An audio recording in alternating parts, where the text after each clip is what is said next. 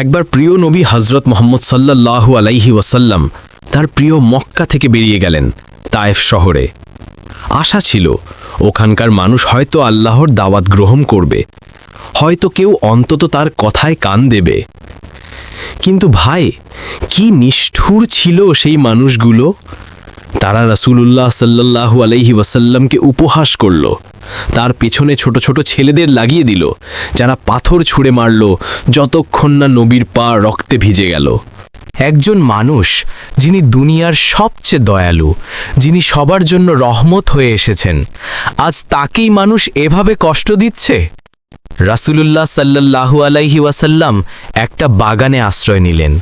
রক্ত ঝরছে, চোখে অশ্রু, আর আকাশের দিকে তাকিয়ে বললেন, হে আল্লাহ, আমি তোমার কাছে আমার দুর্বলতা ও অসহায়ত্বের অভিযোগ করছি।